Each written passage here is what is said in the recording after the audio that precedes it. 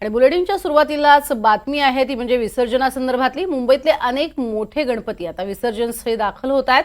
गिरगाव चौपाटीवरती विसर्जनासाठी अनेक गणपती दाखलही झालेत। लालबागच्या राजाची मिरवणूक ओपेरा हाऊस पर्यंत पोहोचलेली आहे।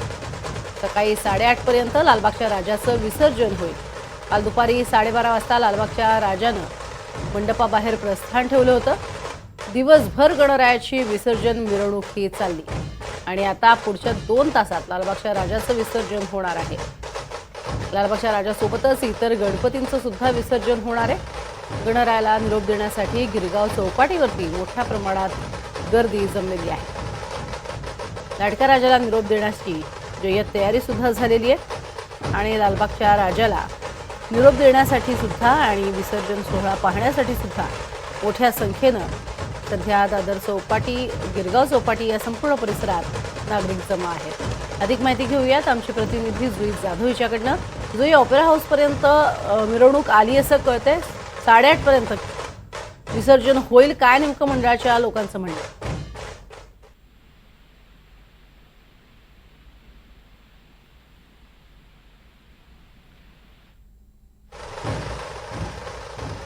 आपण बघतोय विसर्जन मिरवणूक जी आहे ती हळूहळू पुढे सरकतीये आणि आता ओपेरा हाऊस पर्यंत आलेली आहे। गिरगाव चौपाटीवरती विसर्जन होणार आहे आणि अनंत अंबानी हे सुद्धा आता या विसर्जन मिरवणुकीसाठी दाखल झालेले आपण पाहतोय।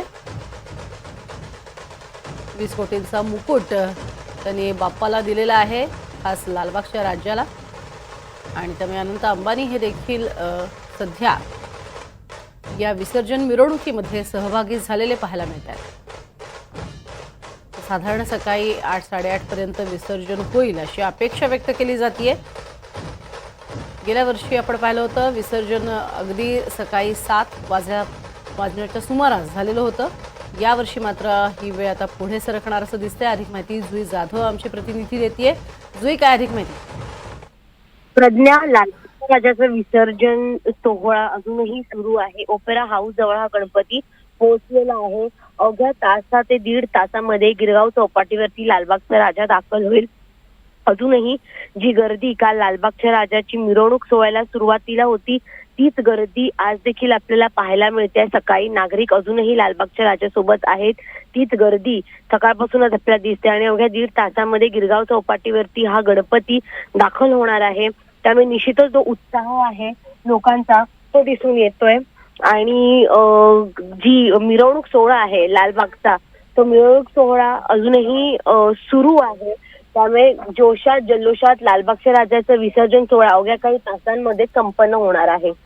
प्रज्ञा, नक्कीच। आणि आपण बघतोय की या मिरवणूक सोहळ्यामध्ये आता विसर्जनासाठी स्वतः अनंत अंबानी सुद्धा इथे पोहोचलेले आहेत आणि कधीपासून ते या संपूर्ण मिरवणुकीत दाखल झालेले आहेत?